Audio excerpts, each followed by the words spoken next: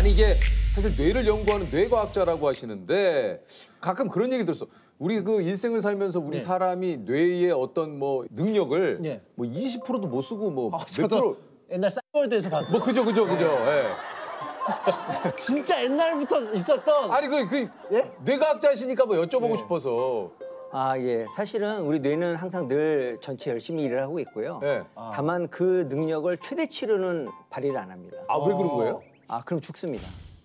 아, 그래요? 예. 왜요? 뇌가 에너지를 사용을 해서 예. 뇌가 역할을 하게 되는데 에너지를 너무 많이 사용하게 되면은 열이 많이 발생하고 과부하가 걸리나요? 예. 그 뇌는 세포로 구성되어 있기 때문에 온도가 너무 올라가면 안 되죠. 그래서 우리 뇌는 초저전력 설계로 되어 있습니다. 최소한의 에너지로 그 잠재력을 평생에 걸쳐서 쓰기 때문에 아주 절전을 하면서 오랫동안 이렇게 사용을 하죠. 그럼 궁금한 게요. 네. 어떤 미친 과학자가 뇌에 쿨링 시스템을 완벽하게 갖춰놓고 이거를 뇌를 거의 한 최대한도로 쓴다고 하면은 진짜 사람이 똑똑해질 수 있나요? 그거 굉장히 좋은 질문입니다. 그래서 뇌 그래요? 혈관이 굉장히 많이 나는 있고 속으로 저런 쓸데없는 질문을 하나 하고 생각했는데 교수님. 아, 실제로 뇌는 혈관들이 이렇게 굉장히 활발하게 구성이 돼 있어서 그리고 쿨링 시스템이 잘 되고 있습니다. 그래서 아리스토텔레스는 실제로 이 뇌가 쿨링 시스템이라고 얘기를 한 적이 있습니다. 아, 그래요? 되게 옛날 사람인데도. 네네네. 아니 그 뇌과학자는 어떤 일을 하는 겁니까? 아, 뇌에서 일어나는 현상을 연구하는 과학자죠. 네. 예, 특히 뇌가 하는 중요한 역할이 무엇인지 아십니까? 뇌는 뭐 여러 가지 역할을 많이 하는데 뭐 중요한 역할이 뭔지는 잘 혹시 그 새로운 회사에서 지금 적응을 잘하고 계시나요? 뭐 나름은 하고 있죠. 예. 아, 예. 그 생물학적인 적응이 무슨 뜻이냐면은 자손을 번식했을 때 적응을 잘했다고 합니다. 예. 그래서 보면 왜 동물원에서 새끼가 태어나면 되게 기뻐하잖아요. 그렇죠. 예, 그게 그 동물이 그 환경에 적응에 성공하기 때문에 그렇거든요. 뇌가 하는 가장 중요한 역할은 우리가 이 자연 속에서 적응할 수 있도록 예, 생존할 수 있도록 하는 역할을 합니다. 뇌가요? 예, 그게 제 연구 주제가 되겠습니다. 아니 그래서 오늘 교수님께서 이제 사랑에 빠진 뇌의 비밀을 알려주시겠다고 이거 아마 솔깃하신 분들 많으실 거예요. 동물이 생존을 하고 적응을 한다는 의미가 그게 인간적인 의미에서 이 배우자와 이런 애착 관계가 굉장히 중요합니다. 예, 그래서 이 적응의 차원에서 사랑이란 무엇인가 이런 질문을 늘 갖고 연구를 하고 있죠. 아니 근데 사랑은 그 머리로 하는 게 아니라 가슴으로 한다고 저희들은 늘상 그렇죠. 배워왔는데 이게 좀 머리로 사랑 이게 좀 약간 그 좀 혼란이 오거든요. 예, 그렇죠. 원래 그리스 학자 중에서 실제로 심장이 이렇게 뛰니까 사랑할 때마다 그러니까 이 심장에 감정이 있다고 생각하는 사람이 있었는데 철학가 중에 그 알크메온이라는 사람이 처음으로 보니까 눈에 시신경이 뇌로 연결돼 있는 거예요. 그래서 뇌가 이게 감각을 느낀다. 그러니까 심장을 뛰게 하는 거는 뇌다. 거쳐서 가는 거죠, 이제. 그렇죠. 제가 유재석 씨를 만났을 때 이렇게 어색하지 않은 거는 모든 국민의 뇌 속에는 지금 유재석 신경이 있습니다. 미디어를 통한 유재석 신경. 그래서 늘 만나요. 저도 있거든요. 네, 늘 만나요. 그래서 어색하지가 않아요. 아 그래요? 예, 실제로 레코딩하면은 측정을 하면 유재석 신경을 찾을 수가 있습니다.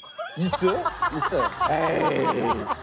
진짜 있어요, 교수님? 아, 그럼요. 옛날에 미국 과학자들이 실제로 빌 클린턴 대통령의 그런 사진을 보여주면서 거기에 흥분하는 신경을 발견을 해서 클린턴 신경이라고 이름을 붙인 적이 있어요. 클린턴 신경. 와 이것도 유재석 신경. 유재석 신경. 없는 사람 없죠, 유재석 신경은. 와 이거 참 뇌가 만들어내는 생물학적인 사랑은 3단계로 구성이 됩니다. 어떻게? 첫 번째는 대상이 없어도 나의 반쪽을 만나고 싶다.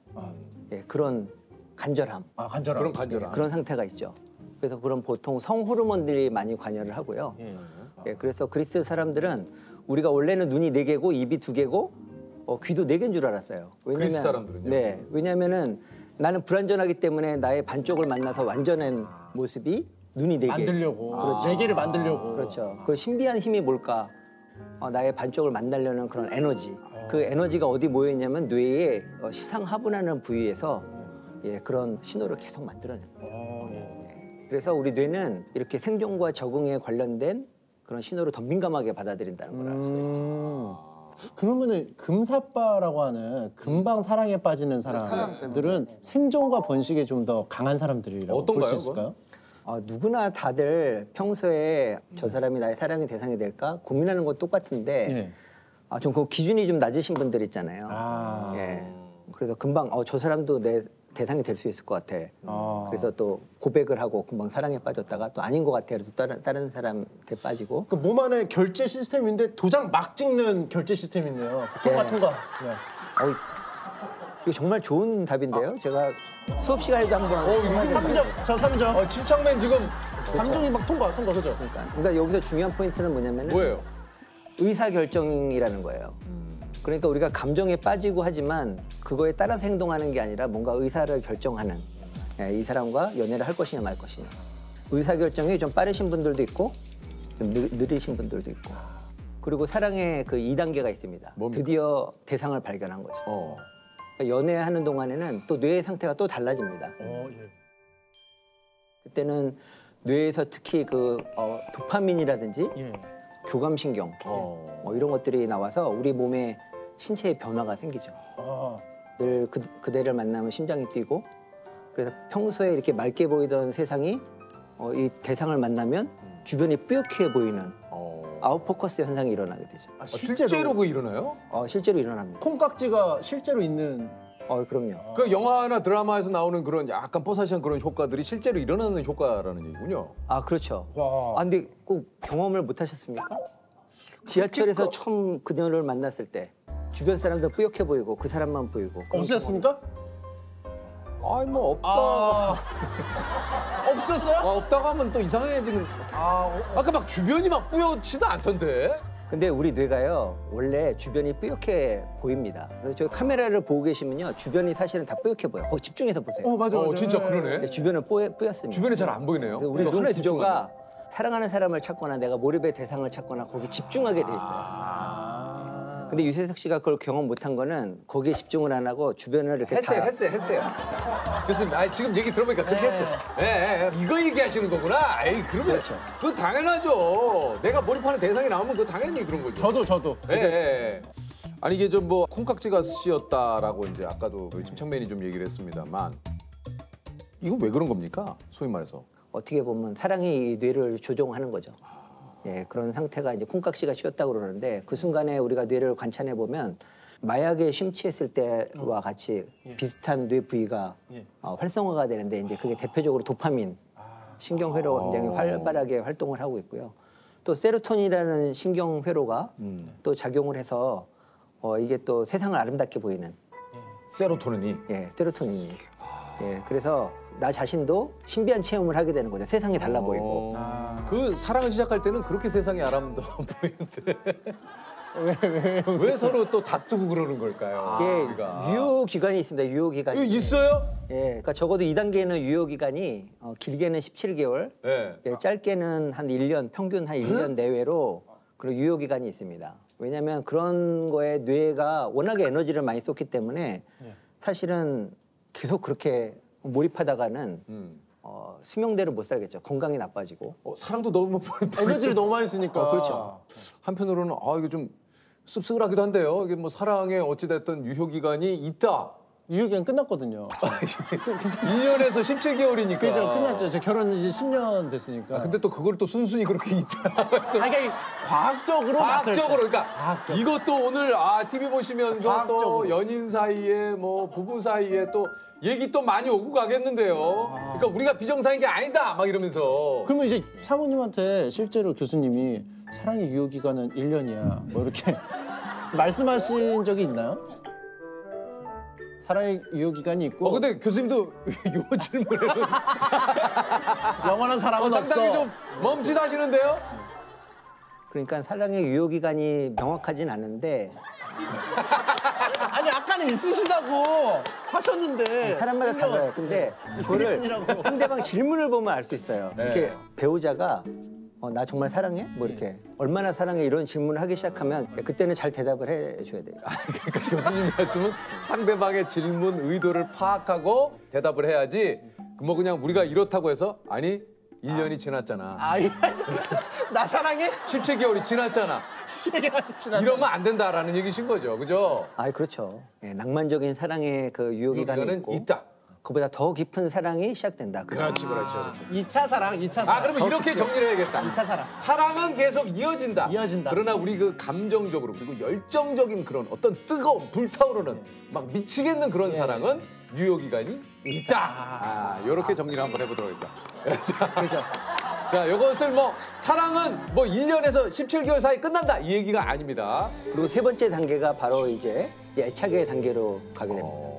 그때는 이제 심장도 뛰지 않고 이렇게 신체 변화는 느껴지지 않는데 그 뇌 속에서 연결이 형성이 됩니다. 예, 마치 유재석 신경이 생기는 것처럼 뭔가 내 이제 뇌 속에 배우자 신경이 생기는 거죠. 예, 그래서 사랑은 신경의 연결이다. 궁극적인 사랑은 그렇게 이렇게 뜨겁지는 않지만 괜히 없으면 허전하고. 또 그렇게 얘기하시니까 좀 섭섭하네요. 뜨겁지는 않지만 없으면 섭섭하다 그러니까 이거 좀 보통 정이라고 하는 그러니까 그런 애착 관계를 형성을 해서 오랜 동안 이렇게 함께 할 수 있는 그런 애착의 단계에서는 옥시토신하고 바소프레신? 네. 이거 뭐 어떻게 검출이 되는 겁니까? 이게 뭐 어떻게? 옥시토신은 원래 모유를 만들어내는 호르몬이잖아요. 근데 과학자들이 연구를 해보니까 이 옥시토신이 이 사회적 관계를 형성하는 데 중요하다. 그래서 여성뿐만 아니라 남성에서도 있습니다. 그래서, 옥시토신이. 예, 그래서 우리가 배우자랑 오랫동안 살기 위해서는 뇌 신경 회로가 형성이 돼야 되는데 그런 옥시토신이 그런 사회적인 신경을 만드는 데 역할을 하고요. 또 바소프레신도 마찬가지입니다. 그 배우자에게 집착하게 만들어요. 그래서 쥐에서 바소프레신을 유전자를 없애게 되면은 쥐가 막 외도를 합니다. 예, 그리고 그 바소프레신 유전자를 강화시켜주면 이 바람을 피던 쥐들도 가정에 충실하게 되고 예, 그런 실험 결과들이 있죠. 아니 그러면은 이거 사람한테도 바소프레신을 주사제로? 예, 이거 만들 수 있다는 거 아닙니까? 근데 이게 아까도 말씀드렸다시피 신경회로에서 정교하게 작용을 해야지요. 예, 그냥 하게 되면 인위적으로 주입하는 게 아니고. 인위적으로 하게 되면은 우리 혈관의 이상이라든지 부작용이 많을 것 같아요. 그래요.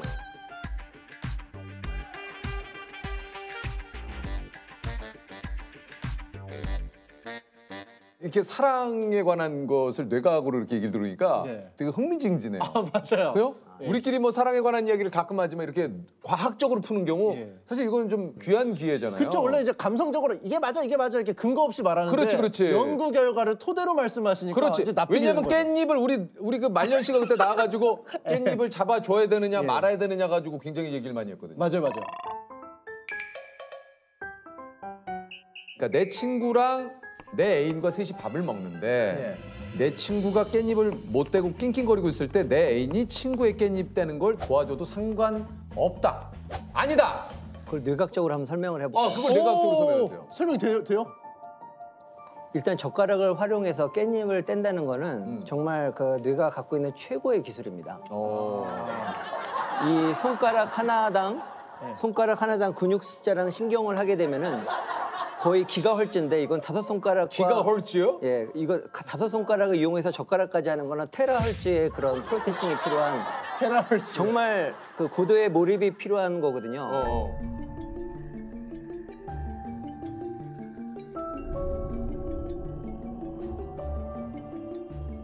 그래서 특히 내 배우자나 내가 사랑하는 사람 옆에 있는데 그 장면을 보게 되면 그건 절대로 해서는 안 되는 행동이죠. 그러니까 교수님 얘기는 한마디로 고도의 집중력을 요하는 작업이기 때문에 그 사람한테 그만큼 마음을 쓴다라는 얘기이기 때문에 해서는 안 된다. 그렇죠. 거기 순간에 몰입하면 안 되죠. 이쪽에 몰입을 하고 있으면 자기 배우자에게 몰입했으면 도저히 할 수 없는 행동이에요. 그거는.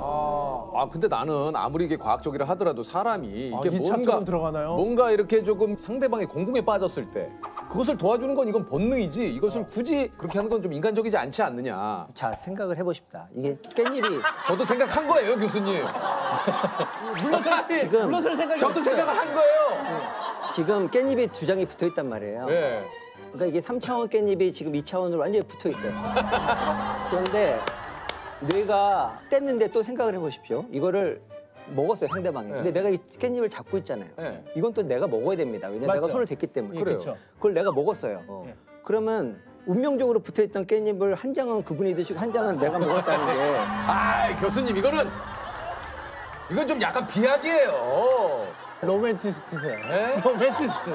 제가 봤을 때는 보면은 입장이 깻잎 떼주는 거 본능이다 편이고 본능이지. 뇌의 명령이다라고 이제 생각하시는데 그 모습을 보는 배우자나 사랑하는 사람이 봤을 사람 때는 입장에서는 다르게 해석할 수가 있으니까. 그건 뭔지 알겠다. 정리됐다. 드디어 복잡한. 드디어 이 복잡한 프로세스가 예. 정리가 됐어. 배우자의 성향과 여러 가지를 생각하고 해야 되는 행동이다.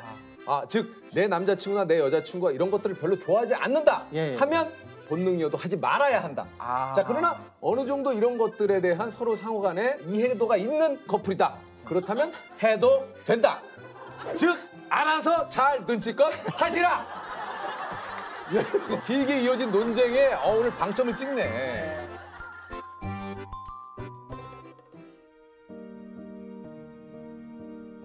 이게 이제 실연의 상처, 이것 또한 좀 힘들지 않습니까? 이게 뇌과학적으로 좀 이런 것들을 빨리 극복할 수 있는 방법이 있습니까? 이게 뇌과학적으로 예를 들면 보세요. 제가 문제를 내볼게요. 이말년 씨한테. 좋아요. 돌고래가 예. 물 위로 뛰어오르는 장면을 한번 생각해 보세요. 예. 떠오르겠습니다. 예. 지금부터 돌고래를 생각하지 말아 보세요.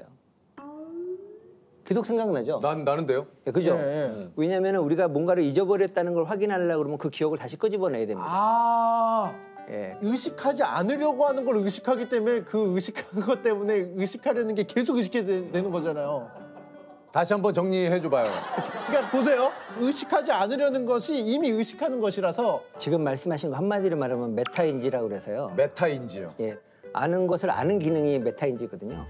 예, 그래서 우리가 잊어버리려고 자꾸만 이렇게 하게 되면은 그 메타인지 기능에 의해서 우리가 그 과거의 기억을 계속 소환하게 되는 거죠. 한 가지 팁을 드리면 뇌는 시간이 지나면 그걸 다 아름다운 추억으로 이제 포장하는 그런 놀라운 기능이 있습니다. 예, 그래서 시간이 약이란 얘기예요? 포장 기능. 예, 포장 기능. 그래서 우리가 항상 그 이별을 경험했을 때 그거를 나를 무시했다거나 뭐 나를 사랑하지 않다거나 그렇게 해석하지 마시고 그냥 아름다운 추억으로 이렇게 생각을 했으면 좋겠습니다. 최근 이게 밝혀진 건데요. 들쥐가 두 종류가 있어요. 바람피는 외도형 들쥐가 있고요. 여기 보시면 굉장히 가정적인 들쥐죠. 암컷 수컷이 서로 이렇게 사이좋게 지내는데 과학자들이 이걸 가만히 안 놔두죠. 같은 들쥐인데 얘는 왜 가정적이고 얘는 왜 외도를 할까? 그래서 그 두 가지 뇌를 꺼내서 비교를 해봅니다.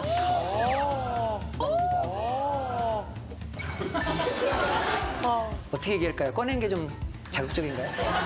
제 직업이기 때문에 어떻게 하는데 과학자들은 뭔가를 이제 꺼내서 이렇게 봐야 되니까 그래서 그 두 뇌를 비교를 합니다. 비교를 해가지고 드디어 원인 물질을 찾아가게 돼요. 이 뇌를 이렇게 자른 단면인데요. 보시면 아래쪽에 까만 점 같은 게 보이시죠? 네. 그게 뭐냐면 배측 창백이라는 그런 뇌 부위예요. 특수 뇌 부위인데요. 시상하부에 거기에 바소프레신 리셉터가 굉장히 수용체가 많이 발현이 됩니다. 아까 바소프레신이 굉장히 그 정을 만드는 데 중요하다고 그랬죠?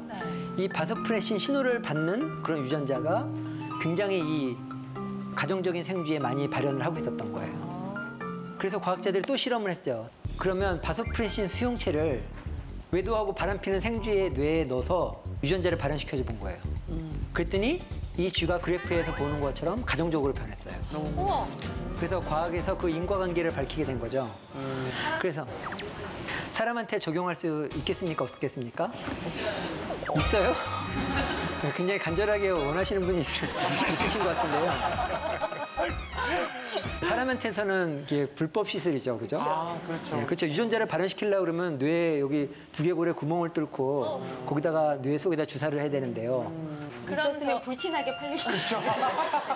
이렇게 엑스레이나 MRI 같은 거 촬영하면 저렇게 나오기는 하나요? 저는?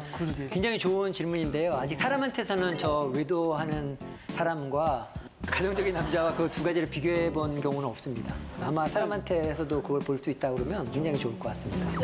예. 유전이요. 다들 외도 이야기에 예, 다들 너무 발끈하신 것 같아요. 관심이. 다른 기회에 특집으로 다루도록 하겠습니다.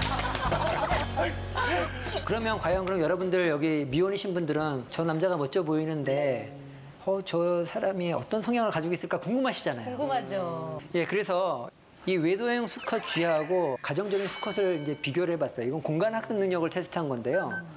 희한하게도 외도를 잘하는 생쥐가 공간학습 능력이 뛰어난 거예요. 길을 잘 찾아요. 네, 길을 잘 찾아요. 왜 길을 잘 찾을까요, 외도형 생쥐가? 아무래도 다녀야지 이성을 좀 만날 수 있으니까. 운전진이 운전 되게 잘해요. 살아있는 내비게이션이에요. 길을 몰라요. 매벽수 아무도 못 가요. 개그맨들 사이에서 길은 문천식 씨의 모르라는 길은 얘기가 몰라요. 있거든요. 길은 모릅니다. 야. 답이 거의 맞았습니다. 뭐냐면 돌아다녀서 많은 암컷을 만나야 되는 필요도 있고요. 그 다음에 또 어디에 어느 암컷이 있는지를 잘 아는 거죠. 역시. 그렇죠. 저 옆 동네에 홀로 사는 암컷이 있더라. 여기도 있더라, 저기도 있더라. 다 이제 꿰고 있는 거죠. 야. 그래서 여러분 남자친구가 공간학습 능력이 좀 떨어지더라도 너무 실망하지 마시라. 가정에 충실할 가능성이 되게 높다고 생각을 하는 거예요. 사람에 대한 좋은 감정이 무슨 기능을 하느냐. 과학자들이 연구해 보니까 그중에 중요한 기능 중에 하나가 분노를 억제하는 기능이 있습니다. 사랑과 분노는 동전의 양면과 같아서요. 사실은 사람들이 정말 분노하지 않고 다들 천사 같다면 어떻게 보면 사랑이 필요하지 않을 수도 있어요. 근데 정말 사회가 각박하고 경쟁하고 저 사람이 나를 방해해도 화가 나고 방해 안 하고 너무 잘 나가도 화가 나고 뭐 이런 정말 분노의 사회잖아요. 분노가 있다는 것 자체가 사랑의 중요성을 이제 얘기를 하는 거죠. 이건 분노와 사랑을 극단적으로 보여주는 그 향수라는 영화죠. 그래서 이 사람이 재판대에 섰잖아요. 그래서 온 관중들이 청중들이 이 사람을 죽여라 막 항의를 하고 막 분노를 하는데 이 사람이 향수를 뿌리죠. 그 순간에 뇌에서 그 사람을 좋아하게 되는 회로가 활성화되면서 분노가 잦아드는 이제 그런 영화가 되는데요. 이게 신경과학적으로 사실은 의미가 있습니다. 그래서 신경과학자들이 연구를 해봤어요. 이 분노 회로와 사랑 회로가 무슨 관계가 있는지를 연구를 해봤습니다. 이게 네이처에 나온 논문인데요. 사랑과 분노의 회로가 굉장히 가까이 있어서 서로 억제하는 기능을 한다는 거죠. 그래서 사랑은 분노를 억제하고 분노는 또 사랑을 억제할 수 있고 이런 관계가 있다는 신경 뇌지도에 관한 논문이 되겠습니다. 그래서 제가 한번 보여드릴게요. 이 쥐들은 소리가 나는 게 뭐냐면 신경이 활성이에요. 예. 이게 신경이 한번 흥분할 때마다 나오는 소리예요. 이게 기본이고요. 근데 여기 수컷을 넣어주면 그죠? 이 공격성과 분노가 나올 때 이 신경이 마구마구 활성화가 더 되는 거죠. 그러면 이 신경이 분노를 만들어내는 신경세포인 거를 알 수가 있는 거죠. 이 수컷 생쥐가 들어오기 전까지는 굉장히 조용한 소리가 나다가 들어오니까 굉장히 소리가 커지는 거죠. 그죠? 다음에는 뭐냐면, 자, 이게 아까 그 똑같은 분노 신경세포예요. 신경세포가 화를 내고 있죠. 따딱따딱. 여기다가 암컷을 넣어줍니다. 그럼 한번 보세요. 어떤 일이 일어나는지. 조용하죠. 와, 신기하다.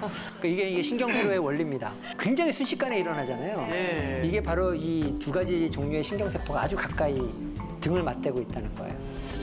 그래서 이번에는 사실은 암컷이에요. 그래서 얘가 구행동을 하고 교미행동을 하려고 하는데 이 순간에 빛으로 분노 신경을 자극해 준 거예요. 억지로 과학자들이. 그랬더니 가정폭력이 일어나기 시작을 한 거예요. 그래서 이 분노신경의 기능은 어떤 그런 좋은 감정들을 억제하고 분노 행동을 나타나게 되는 거죠. 그리고 또 다른 비디오인데요. 이거는 화를 낼 필요가 없는 전혀 상관이 없는 고무장갑이에요. 거기다 빛을 주게 되면은 얘가 이제 여러분 화났을 때 막 벽을 친다거나 엉뚱한 병을 깬다거나 그런 이제 행동이 빛을 자극할 때만 나타나게 되고 이제 빛을 끄게 되면 그런 행동이 이제 사라지게 되는 거죠. 그래서 결국에 그 신경과학자들이 아는 거는 뭐냐면 사랑과 공격 신경세포가 서로 억제하는 관계다. 이런 것들을 알 수가 있었고요. 그래서 우리가 여기서 한해 아이들을 얻을 수 있는 거는 굉장히 지금 사회가 각박하고 학교 폭력도 심각하고 그렇죠. 그래서 여기서 우리가 폭력을 없애려고만 노력할 게 아니라 학생들에게 정말 우정을 쌓고 서로 좋은 감정을 가질 수 있는 기회를 만들어준다고 하면 이런 폭력적인 것들이 저절로 억제가 되지 않을까. 이게 이제 신경과학적인 조언이 되겠습니다. 분노를 이렇게 하면 또 막 싸우고 가라앉고 이런데 사람은 이렇게 분노를 억제할 수 있는 그런 방법은 없을까요? 그 방법이 있으면 저도 분노를 억제하고 행복하게 살겠죠. 미운 감정이 굉장히 안 좋다는 건 뭐냐면은 이게 계속 패턴 분리가 돼야 되는데 패턴 완성이 되는 거죠. 어떤 분을 보면 제가 괜히 미운 사람이 있어요. 봤더니 나중에 저하고 상처 준 분과 공통점이 있었던 거예요. 맞아. 패턴 완성을. 그래. 그래서 사실은 그런 상처를 받았다면 그런 패턴 분리를 잘할 필요가 있어요. 그래서 일단은 우리가 미운 감정이 생기는 건 어쩔 수가 없지만 그거를 일반화시켜서 우리가 더 괴로운 삶이 안 되게 하는 게 중요하다. 그게 첫 번째고, 두 번째는 그 왜 원수를 사랑하라는 말이 있잖아요. 저는 신경회로의 역할을 보면 이거는 선택이 아니라 필수라고 보여요. 내가 미워하는 사람과 떨어져 있고 이사를 가더라도 그 사람은 내 머릿속에 기억으로 남아서 계속 괴롭히거든요. 그걸 없애는 방법은 그 대상을 좋아하게 되는 거. 어떤 방법으로든지 그 문제를 해결해서 좋아하게 되면은 그 분노의 감정이 사라지게 되지 않을까 그렇게 생각을 합니다. 그래서 소극적으로 미워하는 사람과 멀리하면 멀리할수록 분노의 감정은 커질 거고요. 오히려 적극적으로 다가가서 그 관계를 회복을 하게 되면은 분노의 감정이 아마 사라지지 않을까. 이제 그런 조언을 해드리고 싶습니다. 저도 잘 안 됩니다. 성의 선호도 때문에 남자들이 힘듭니다. 근데 이게 남성들만 힘든 것이 아니라 동물의 세계도 힘들어요. 일단은 여러분 아침에 일어나면 새소리 듣고 깨시는 분들 계시죠? 네. 이 새들이 노래를 하는 이유는 뭐냐면 일종의 경쟁이에요. 송버드라고 그래서 암컷을 부르기 위해서 새소리를 내고 하는 그런 새들이 있는데 어떤 새가 어려운 노래를 하잖아요. 그러면 그거에 대항하는 건 뭐냐면 어려운 노래를 내가 따라해요. 근데 이게 굉장히 합리적인 게요. 그 수컷들이 직접 지네들끼리 싸워봐요. 그렇게 되면 상처 입고 결국에 암컷한테 선택도 못 받겠죠. 그렇지만 이렇게 말로 싸우게 되면, 노래로 싸우게 되면 몸에 상처를 안 입고 건강을 유지할 수가 있잖아요. 그래서 암컷한테 이렇게 비교를 해봐요. 예를 들면 문천식 새는 굉장히 노래를 잘 따라해요. 그리고 재환이 새는 노래를 잘 못 따라해요. 그래서 그 소리만 들려주고 암컷이 선택하라고 하면은 문천식 새, 잘 따라하는 수컷을, 머리 좋은 수컷을 선택을 하게 되는 거죠. 그게 능력으로 이어지니까. 근데 까다롭게로 유명한 뿔렁병아리의 예를 보여드리겠는데요. 이게 지금 암컷과 수컷이 서로 구애하는 장면이에요.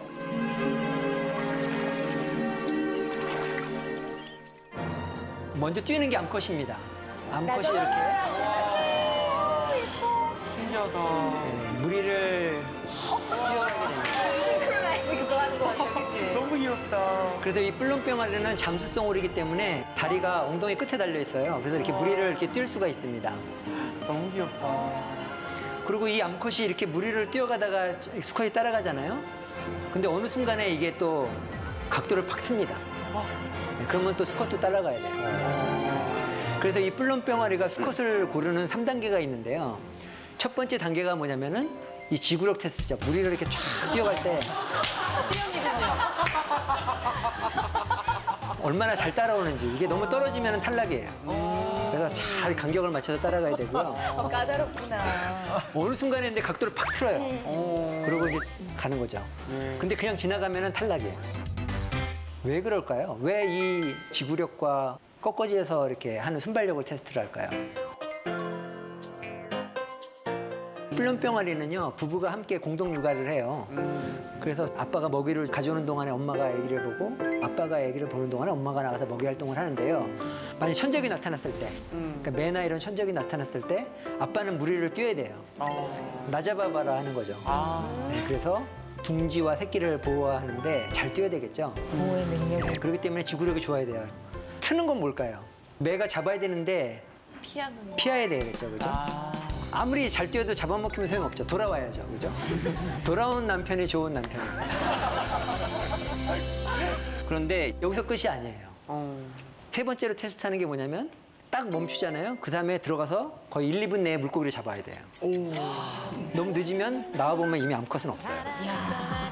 그런데 능력만 중요한 게 아니라 외모도 물론 중요합니다. 암컷이 대칭인 수컷을 좋아하는데요. 어렸을 때 혹은 시골에 제비 보면 제비 수컷이 날아갈 때 쫙 피고 날아갑니다. 자기의 대칭성을 이렇게 자랑을 하는 거죠. 그래서 거미도 마찬가지고 그건 무슨 뜻이냐면은 건강하게 잘 발달을 했다. 기능이 정상이라는 거를 이렇게 외모를 보고 판단을 하는 거죠. 사람의 경우도 이 남자 얼굴인데요. 이쪽은 비대칭이고 이쪽은 대칭으로 가죠. 그리고 여성분들한테 설문조사를 하게 되면 뭐 당연히 약간 대칭성이 강한 사진들이 좀 더 매력적이다. 이렇게 얘기를 합니다. 그리고 이건 물고기 경우인데 물고기도 예외가 없죠. 보시면 이렇게 빨갛게 이쁜 색깔을 나는 수컷을 좋아하는데요. 빨간 색소는 본인이 직접 내는 게 아니라 뭘 먹었느냐에 따라서 달라집니다. 그래서 옆에 보면은 이게 굉장히 영양가가 있는 그런 음식인데, 식물인데요. 이걸 먹으면 이 색깔을 많이 내요. 그만큼 이 수컷이 영양 관리를 잘했다는 거죠. 그래서 우리가 영양 관리도 잘하고 맛있는 걸 먹게 되면은 근육이 늘어나고 복근이 생기고 그렇게 해서 이제 더 여성의 거를 선호하게 되는 거죠. 그렇다면 과연 번식을 위해서라면 꼭 사랑이 필요할까? 많은 동물의 예들이 번식만을 위해서는 꼭 사랑이 필요 없다. 뭐 이런 많은 증거들이 있습니다. 이제 그 중에 한 가지가 물속에 사는 굉장히 작은 벌레인데요. 요즘 희한하죠. 눈이 없어요. 서로 못 봅니다. 얘네들이 교미하는 방법을 제가 보여드릴게요. 뭐냐면은 이 수컷이 가서 손가락으로 암컷 앞에서 이렇게 흔들죠. 그러면 암컷이 가만히 있다가 먹을 게 왔다고 생각을 해요. 그래서 그걸 잡아먹으려고 벌떡 일어나는 거예요. 일어나는 순간에 그 밑에다가 이렇게 정자를 밀어넣는 거예요. 그러면 먹을 거 잡으려고 일어났는데 아무 일도 없네. 그리고 다시 앉으면은 그럼 이제 교미가 이루어져가지고 수정이 되는 거죠. 정말 낭만이라고는 전혀 없는. 여기에 무슨 사랑이 있고 무슨 감정이 있습니까? 그렇지만 번식은 잘 하거든요. 지금까지도 살아나고 있는 거죠. 이거는 좀 더 결정적인 증거인데요. 사마귀의 교미 장면인데요. 네. 뭔가 이상하죠? 머리가 역시 대단하십니다. 네. 지금 수컷에 머리가 없죠? 네. 이 머리가 어디 갔냐면 거꾸로 돼 있나? 지금 암컷이 드셨어요. 지금 암컷이 드셨어요. 머리. 그 왜 그러겠어요? 사실은 보면 수컷은 되게 작잖아요. 암컷은 되게 크고 수컷도 아마도 내가 잡아먹힐 걸 아나 봐요. 그래서 이 수컷이 암컷한테 접근할 때 바로 가지 않고 이리 갔다가 저리 갔다가 막 굉장히 조심스럽게 이렇게 움직입니다. 조심성을 만들어내는 게 바로 머릿속에 있는 뇌죠. 그래서 이 수컷 사마귀의 뇌가 조심스럽게 이렇게 계속 이렇게 피하게 하는 거야.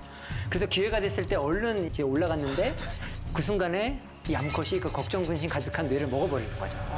그렇게 되면 이제 교미가 잘 됩니다. 머리가 없는데도 예, 사마귀는 머리가 없어도 한두 시간 정도는 살아서 이렇게 걸어 다닙니다.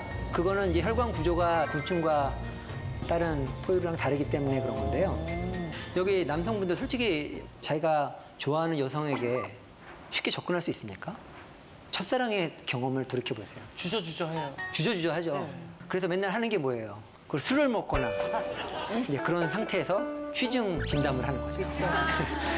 아무한테 접근하면 안 되고 신중하게 접근해라 하는 기능들이 전두엽에 관여합니다. 이마에 있는 부위인데요. 술을 먹게 되면 그 알코올이 전두엽 기능을 약화시키는 역할을 해요. 그렇기 때문에 뇌가 없어진 상태가 되는 거죠. 네, 그래서 사랑을 자신 있게 고백을 하는 그런 거죠. 그러니까 이런 거를 보면 단순히 번식만을 위해서 사랑이라는 감정 그리고 거기에 관련된 우리의 좋은 기억들 그런 것들이 필요할까 그 의문을 제시하게 되는 거죠. 그래서 실제로 많은 동물들이 사실은 이렇게 가정을 이루지는 않아요. 대부분 그냥 교미를 하고 이렇게 헤어지고 결혼 제도와 비슷한 게 없는데 어떤 동물들은 이제 가정을 형성하는 동물들이 있어요. 그래서 보시면 백조 같은 경우에 이런 계통들을 보면은 부부가 한번 연을 맺으면 이제 평생 같이 가는 두루미 같은 경우도 마찬가지고요. 신기한 건 한 가지는 오래 가는 부부 동물들을 보면은 생긴 게 비슷하게 생겼어요. 서로. 네, 서로. 잘 사는 부부들 보면 얼굴이 굉장히 닮는다고 그러잖아요. 네. 마찬가지로 동물들이 어떤 게 암컷인지 구별이 안 돼. 저도 모르겠어요. 어떤 게 암컷인지 수컷인지. 네, 이런 경우에 보통 이제 일부 일처제인 경우가 많고요. 이거는 알겠죠? 뭐가 수컷인지. 화려한 것들이 보면 일부 다처제. 암컷이 되게 많아요. 주변에. 그래서 보시면 오리 종류인데요. 이게 암컷입니다. 암컷이 화려하죠. 그렇죠? 그래서 암컷이 많은 수컷을 거느리는 일처 다부제 케이스예요. 이 대목에서 좀 응용을 해보시면 지금 미혼인 분들이 너무 이렇게 화려한 남성을 선호하시는 거는 안 좋은 것 같아요. 비록 복근이 없더라도 다양한 것을 고려해가지고 배우자를 결정하시면 굉장히 좋을 것 같습니다. 그렇다면 과연 사랑의 의미가 뭘까? 우리 욕정의 단계, 그다음에 끌림의 단계를 넘어서 우리 정의 단계로 넘어가게 되죠. 네. 사랑에서 정으로 넘어가는 단계에서는 이미 뇌가 변하기 시작을 합니다.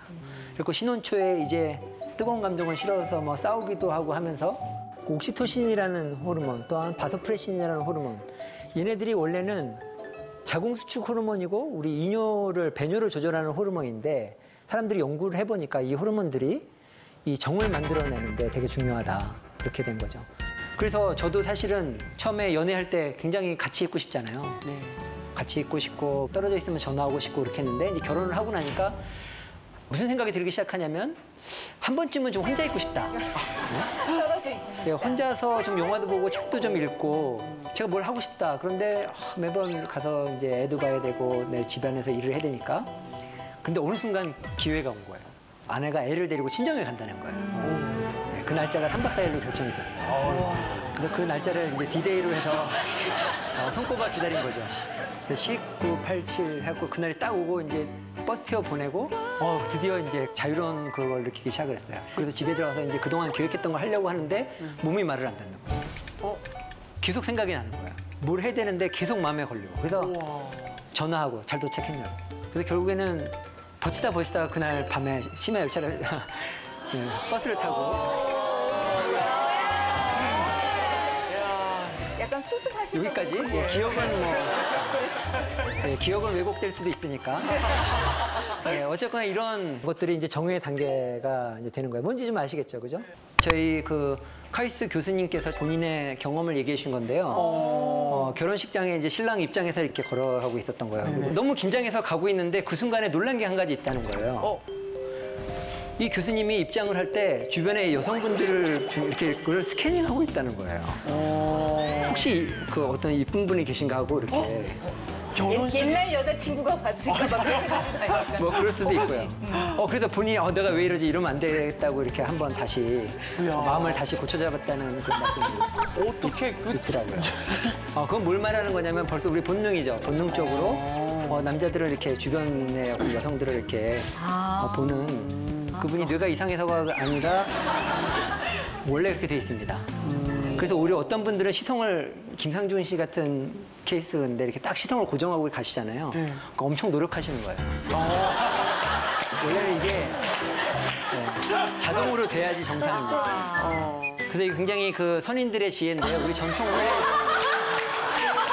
진짜? 우리 전통 혼례에서는 그 유교식 전통 혼례에서는요 이게 얼굴을 이렇게 가립니다. 신랑. 진짜 지혜로우시네. 근데 이게 이렇게나 되겠구나. 확실히 그 의도는 모르겠어요. 이게 신랑이 이렇게 그 눈빛을 이렇게 하는 게 안 좋으니까 가린 건지 아니면 신랑으로 하여금 한 번 더 기회를 주기 위해서 이렇게 한번 볼 수 있게. 볼 수 있는 마음 놓고 볼 수 있는 기회를 준 건지 모르겠지만 어쨌거나 이렇게 얼굴을 가리는 장면이고요.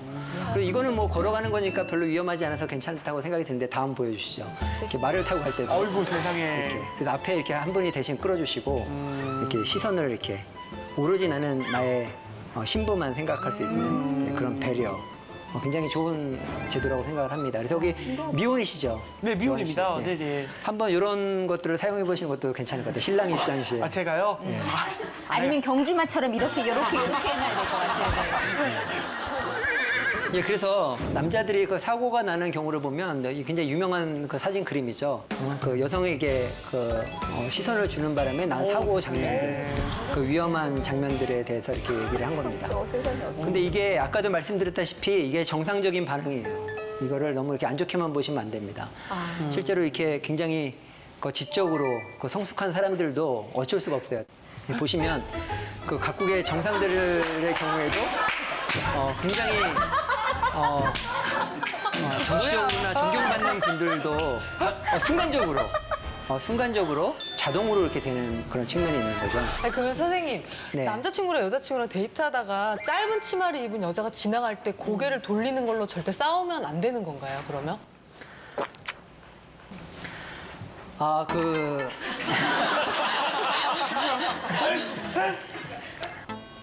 굉장히 건강한 뇌를 가졌구나.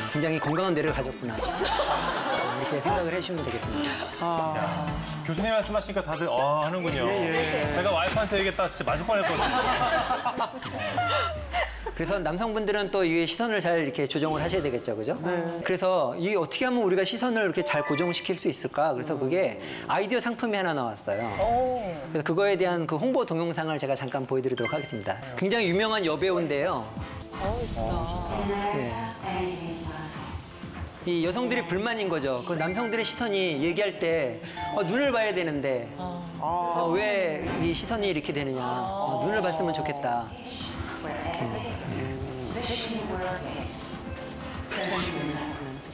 그래서 이분들이 상품을 눈을 보게 되는 그런 아이디어 상품을 만들어내게 됩니다.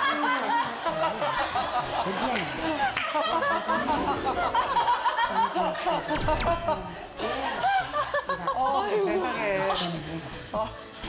From head to tail. I say reusable and easable. There's a forehead to tail for everyone. Because respect never goes out of style. 네, 여기까지. 그래서 어느 정도는 이해를 해주셔야 되고요. 그렇지만 그 뇌도 이게 조절할 수 있는 기능이 있기 때문에 여러분 시선들을 항상 얘기할 때는 그 눈을 마주치고 이렇게 얘기하는 습관을 들이는 게 중요하겠죠. 그래서 이게 왜 그런가? 그 뇌 신경회로가 아예 그렇게 돼 있습니다. 그거를 고정행동 패턴이라고 그러는데요. 우리에게는 어떤 자극이 들어오면 무조건 그 행동을 하게 되는 경우가 있어요. 그러니까 예를 들면 아까 그 짧은 치마 입은 여성이 이렇게 아름다운 여성이 지나가면 이제 고개가 돌아가는 고정행동 패턴이라든지 그리고 여러분 또 어떤 고정행동 패턴이 있나요? 수업 시간에 저 그런 거 잘하는데 옆에 분들하고 한번 얘기해 보세요. 나는 이런 자극이 들어오면 나는 행동이 나온다. 예, 한번 말씀해 보시죠. 몸매 좋은 남자를 보면 네. 그래요. 아까 지금 벌써 떨고 계시는데요. 어쨌거나 특정한 자극을 받게 되면은 저절로 그죠? 생각나게 하는 그런 것들이 고정행동 패턴입니다. 그래서 이 니코 팀버젠, 그다음에 이 로렌츠 콘라드, 그다음에 칼폰 프리시 박사님들이 동물에서 이런 고정행동 패턴을 이렇게 찾아내셨어요. 이제 그 중에 하나가 뭐죠? 왜 여러분 다 알죠? 오리가 태어나자마자 그 엄마를 보고 그죠? 마치 진짜 엄마가 아닌데도 불구하고 사람을 따라가는 그런 것들 있죠. 그래서 사람도 마찬가지로 이런 고정 행동 패턴들이 많이 있죠. 다음 슬라이드 보여주십시오. 구지성 씨한테 제가 질문 드릴게요. 이 두 사진 중에 어떤 게 더 매력적인가요? 똑같은 분 아닌가요? 네. 근데 좀 김효진 씨는 어떤가요? 저는 왼쪽 사진이 좀 더 매력적으로 보이는. 난 비슷한데. 그렇죠. 그러면 문천식 씨, 왼쪽 사진이 더 좋아 보여요. 네. 그다음에 재환 씨. 저도 왼쪽 사진이 좀 더 좋아. 예, 이게 실제로 논문에 나온 실험인데요. 남성분들하고 여성분들하고 실험을 해보면 여성분들은 대부분 다 50대 50, 뭐 다 착하게 보인다, 이쁘네 이렇게 보이는데요. 남성분들 한번 손 들어 보십시오. 이쪽 여러분 보시기에 왼쪽이 더 약간 매력적이다. 예, 대부분 남성들이 손을 드시는데요. 왼쪽 사진이 그 가임기 때 찍은 사진입니다. 예? 그리고 이쪽 사진이 에이, 설마. 정말입니다. 그렇게 찍은 사진이에요. 남성들은 그거를 구별할 수 있는 능력이 있어요. 놀라운 능력이. 그 남성의 뇌가 그만큼 그런 문제에 굉장히 민감하다는 거죠. 걱정들이 문천식 씨. 난 남성적인가 봐요. 어머. 아까도 얘기했듯이 김효진 씨는 패턴 분리가 되게 잘 되고요. 뭔가를 객관적으로 바라보는 분석 능력이 되게 탁월하십니다. 제가 과학을 하셨으면 제가 대학원생으로 받고 싶은데요. 지금도 괜찮나요? 예, 그런 것들이 굉장히 과학하는 데 중요한 능력입니다. 편견이 없어요. 그리고 이거 또 다른 건데요. 그 남성과 여성이 선호하는 연령대입니다. 그래서 이 보라색은 여성의 선호도, 이 오렌지색은 남성의 선호도인데요. 남성들은 주로 자기보다 나이 어린 여성들을 이렇게 선호를 하는 거고, 여성들은 자기보다 약간 나이가 많은 남성을 선호하게 되죠. 주로 20대 남성들은 20대 초반 여성을 좋아합니다. 그리고 30대 남성들도 20대 초반 40대 남성. 저도 40대지만 20대 초반 여성이 아름답게 보이고, 하다못해 10대한테 물어봐도 이건 인종과 관련이 없습니다. 모든 나라와 관계없이 그런 선호도를 보이게 됩니다. 이것도 재밌는 실험인데요. 모르는 남녀를 이렇게 만나서 대화를 한 다음에 당신이 언제 나쁜 생각을 한번 했습니까? 이렇게 설문조사를 그 보면은 남성 같은 경우에는 처음 만난 지 1시간부터 생각을 시작을 해서 정말. 벌써 하루가 지나고 일주일이 되기 전에 이미 평균치를 넘어섭니다. 모든 남성들이 내가 이렇게 잘 될 수도 있겠다 그렇게 생각을 합니다. 근데 반면 여성들은 신중하죠. 적어도 이 0, 제로선을 비롯해서 적어도 6개월 정도는 이제 지나야 이제 그만큼 이제 신중하다는 거예요. 뭔가 약간 조급해 보이고 뭔가 신중해 보이는 이 차이가 그러니까 어디서 올까? 결과적으로 이제 남자 여자의 뇌가 이제 다르다는 거죠. 그래서 기본적으로 여성의 뇌는 계산이 빠르다고 할 수가 있습니다. 속한 효진 씨한테 물어볼게요.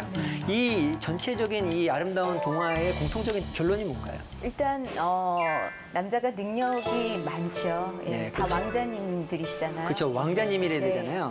그래서 보시면 슬리핑 뷰티 같은 경우에는 정말 이게 말도 안 되는 건데 자고 있었어요. 허락도 안 받았어요. 근데 키스를 하잖아요. 그죠? 지금 기준으로 보면 이건 완전히 성추행인데 용서가 되는 이유는 왕자님이시잖아요. 왕자님이니까. 에이, 더러운 세상. 그래서 원래 원작에 보면은 이 여성이 임신을 하게 되는 그런 원작에는 그렇게까지도. 원작에는요? 그다음 뷰티 앤 비스트. 굉장히 못생겼잖아요. 흉측하게 생겼음에도 그렇죠. 불구하고 괴물이지. 이 사랑이 이루어지는 이유는 왕자님이니까. 원래 왕자님이셨죠, 그죠? 돈이 많은 왕자님이셨고, 그다음에 저는 정말 억울한 게 개구리 왕자. 이건 개구리잖아요. 이건 개구리잖아요. 이거는 척추동물 중에서도 제일 하등한 양서류예요. 양서류임에도 불구하고 결국에 용서가 되는 이유는 왕자였다는 거죠. 나중에 왕자로 환상을 한다는 거죠. 그리고 신데렐라도 마찬가지고요. 그죠? 아까 나중에 나오겠지만 왕자를 꼬시기 위해서 이제 신발을 하나 벗어놓고 적극적인 남자의 패턴 완성을 활용을 하지. 이 백설공주 이야기도 너무 슬픈 이야기죠, 그죠? 일곱 난쟁이가 정말 열심히 잘해줬어요. 이용을 당하고. 왕자님을 찾아서 떠나는 백설공주 이야기. 예, 정말 슬픈 이야기죠. 근데 여기서 우리가 얻을 수 있는 교훈은 이게 보는 기준이 다르다. 여성의 눈은 보다 신중하고 정말 어떤 능력, 남성의 그 외모도 중요하지만 능력도 중요하다는 거죠. 교수님 오늘 강의 괜찮으시겠어요? 네? 아니, 농담입니다. 예.